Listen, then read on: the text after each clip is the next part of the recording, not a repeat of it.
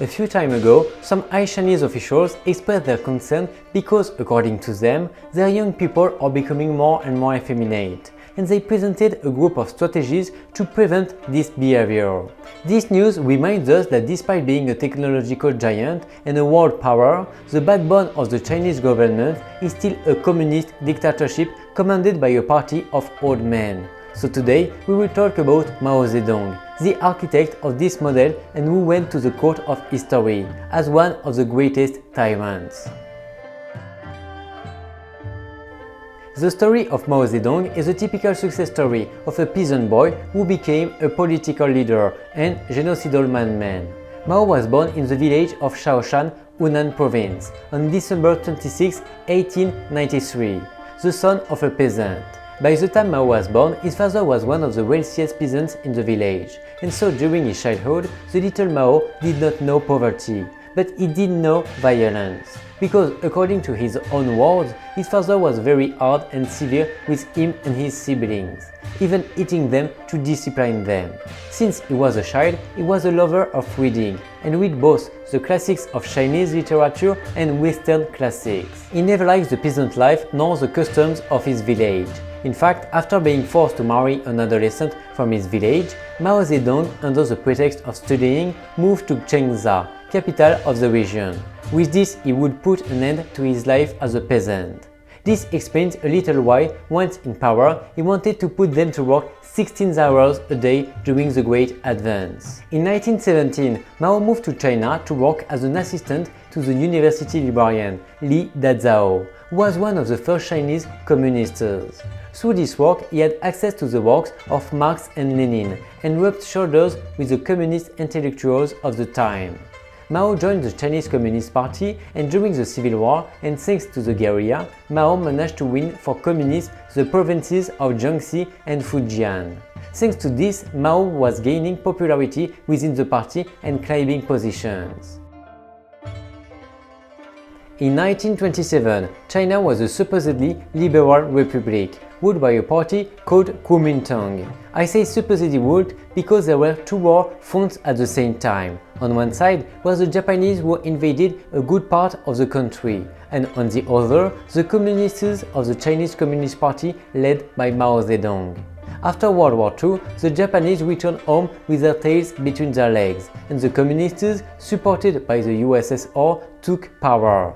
Finally, on October 1, 1949, Mao Zedong declared the establishment of the People's Republic of China. His doctrine was firmly inspired by Marxism-Leninism. No doubt this is the first red flag that tells you that this cannot go well. The first thing Mao Zedong did was to exile all the members and supporters of the Kuomintang to the small island, which we know today as Taiwan. In the first 10 years, he tried to industrialize the country with the money he received from his godfather Stalin, I mean the USSR. But he had problem. China was a country with a population of 1.4 billion people who did not act as he wanted. Besides, after Stalin's death, relations with the USSR cooled down a lot because for Mao, Stalin's successors were lukewarm bourgeoisie, and he lost financial support.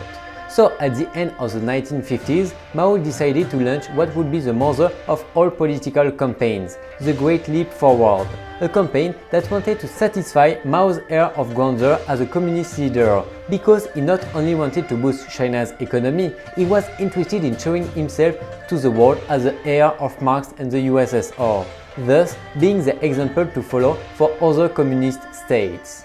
In only 4 years, he collectivized all the land, including housing and tools. Farms were turned into communes with the sole objective of quintupling agricultural production in a few years. Whoever opposed or did not comply with the objective was branded a counter-revolutionary and condemned to death. The peasants were forced to double their working hours. He organized his people into a kind of cogs in a mechanism, working only to satisfy the need to be a power in heavy industry. As the countryside had been left empty after the civil wars, so thousands of people from the city were relocated to the countryside, and in each village, furnaces for metal smelting were created. So the villagers had to work for 8 hours their land, and when they finished, they had to work 8 hours more in the smelter. They could not complain, they had 8 hours to sleep. This strategy did not give the expected results. There were food shortages and famine, and the steel produced by the villages was all of very low quality, as they were not provided with raw material, so the peasants, to cover the steel quota, had to make their own tools. In fact, here originated the legend that Chinese products are of poor quality. So very much in the style of Latin American rulers, Mao Zedong began to make up the figures and make quantum decisions that only worsened the situation. For example, he had some houses thrown away to use them as fertilizer. The most famous and laughable measure of all was to exterminate the sparrows. 1 billion of them lost their lives. So China would go down in history as a country that declared war on birds and lost, because the killing of sparrows caused a plague of insects that did eat the grains. The consequence of this was the Great Chinese Famine. Between 15 and 50 million people lost their lives. This according to data from the People's Republic of China itself. So you will know if these figures are real or not. For others, it is estimated that the figure was between 18 and 45 million dead, either because of exhaustion and hunger or because they were condemned to death.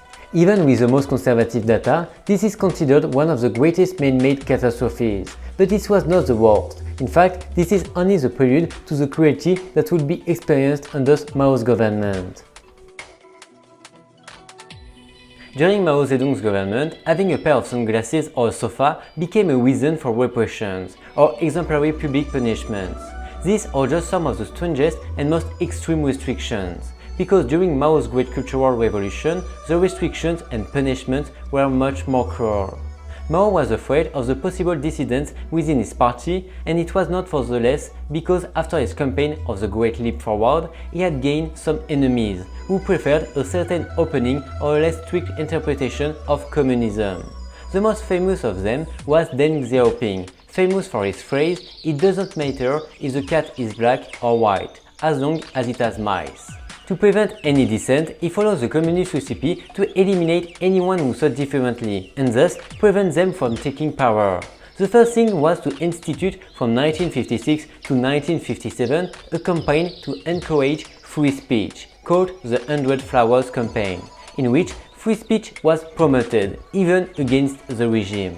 It sounds very nice and all, but this only served to locate dissidents because later, between 1957 and 1959, the anti-rights campaign was organized, in which 2 million intellectuals were purged and executed. This campaign did not help much because, incredibly, Mao Zedong, despite his power, was relieved by the political bureau of the Chinese Communist Party, and Liu Shaoqi was appointed in his place. During this period, many of the reforms were suspended. The horror story would have ended there, but for the fact that the party allowed Mao to continue in his position as party chairman and head of propaganda control. In 1963, from his position, he promoted a socialist education movement with which he planned to re-educate intellectuals and party elites. If your skin crawls at the thought of what it means, you will be surprised that the result was 77,000 dead and more than 5 million purged. Despite this carnage, disruption continued to appear. Mao had to rethink his strategy, stating that property and wealth can be confiscated, but ideas cannot.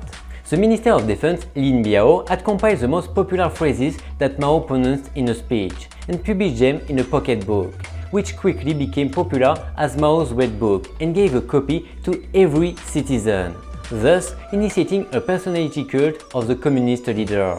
This context gave rise to the famous Great Proletarian Cultural Revolution, which took place between 1966 and 1976. Its objective was to purge high party officials for being revisionist and to control the media and culture. To achieve its objectives, he could not rely on the people of his own party, so he created an army with people who did not identify with the power, nor with the old traditions. The chosen ones were the students. They were distinguished by the use of a uniform, a red ribbon on their arm, and Mao's book in their pocket. They were instructed to line the party headquarters, which started the fuse of the revolution in August 1966, an event that became known as Red August. Through a play, students at Peking University criticized senior party officials and their professors. Mao was expected to take a stand against them, but supported them, saying that they were oppressed by traditionalist ideas. from here on the slogan was "To rebel is justified." This army of students became known as the Red Army, and they were provided with everything they needed to fulfill their task of purging all of China. Some politicians tried to stop them, but they were already unstoppable, and nothing and no one escaped them, not even Wu Shaoqi, the president who was captured, beaten and imprisoned. The poor man died because he was denied his medicines. The Red Guards were educated to fight their enemies, the four old things: the old customs, the old culture, the old habits and the old ideas. This was so ambiguous that anything, idea, work of art or whatever was not dictated by Mao had to be destroyed and replaced by a new moral system. Basically, Mao decided what was right and what was wrong. By this time, the Red Guard was not only fighting anti-communist ideas, they were fighting anyone who was not a Maoist, regardless of their interpretation of communism. The Red Army basically started a witch hunt, as anyone could be considered the enemy, just for wearing lipstick, wearing traditional clothing, wearing sunglasses, owning a couch or whatever. At this point, children could accuse their own parents of being traitors. Those accused of being traitors were sentenced without prior trial and were exposed in public act, in which they had to admit their guilt. In this act, they were publicly insulted, even by their own relatives and friends. At the end, they were sent to re-education camps, and we already know that this re-education consisted of forced labor and beatings. One of these accused was Deng Xiaoping, party member who ended up taking care of pigs on a farm. It is estimated that between 1 and 7 million people died in this period. In 1966, the country was on the verge of civil war, with the Red Army radicalized and armed, and with the official army about to fight it. Mao Zedong chose Lin Biao as his successor, which was like Jesus Christ appointing Judas as his successor, because according to the gossip of history, Biao had planned to assassinate Mao. However, Lin Biao died under very suspicious circumstances. In 1969, at the 9th National Congress of the Communist Party of China, Mao ended the Cultural Revolution. However, the repressions and purges only calmed down a little, because they did not end completely until Mao's death. What Lin Biao could not finish, the fat finished, because Mao Zedong died fat, victim of a heart attack, on September 9, 1976. After Mao Zedong's death, Deng Xiaoping and his supporters managed to seize power, but they found themselves with a country sunk in misery, and where it was very difficult to make any political reform, because half of the ruling party does not like change. So the only thing he could do was to change China in small pieces, making special economic zones, which are areas where liberal laws are applied. Let's say that it was the seed for today's China. When we think of a cultural revolution, surely the invention of the printing press, a new artistic movement, or the invention of the internet come to mind. However, for China, the Cultural Revolution meant losing its identity for one imposed by communism. In short, it did change things, it changed tradition for fear. Although today there are important changes and economically the situation of Chinese citizens is much better, it does not mean that they have gained civil liberties. There is still control of the media by the party, and the margins to be different are very narrow, as you can imagine, after the news we mentioned at the beginning. Let's say that in this aspect the Cultural Revolution did win. Before we say goodbye, why don't we take a little time to review what we've learned today? What was the goal of the Great Advance? If you answer that it was Mao Zedong's plan to transform China into an industrial power in the shortest possible time, then you are right. What is the Cultural Revolution? If you answer that it was a strategy of Mao and a faction of the party to reform and purify the opposition, I congratulate you, because you are correct. Now, in the comment section, tell us if you think that China today is very different from Mao Zedong's China, especially in terms of freedoms and human rights.